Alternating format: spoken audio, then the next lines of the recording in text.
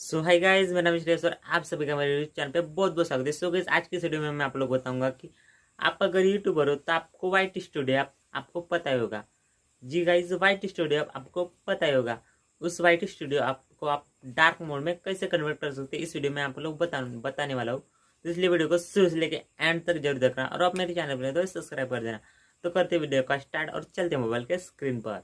तो गाइस, आ गए हम अपने मोबाइल के स्क्रीन पर। मोबाइल के स्क्रीन पर आने का सबसे पहले आपको वाइट स्टूडियो आप ओपन कर लेना है।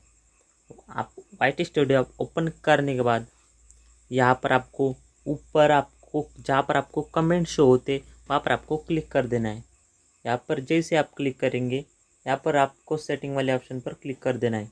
जैसे यहाँ पर सेटिंग वाले ऑप्शन पर आप क्लिक करेंगे यहाँ पर डार्क थीम पर आपको यहाँ पर आपका डार्क थीम ऑफ होगा। यहाँ पर आपको इसे टिक कर देना है।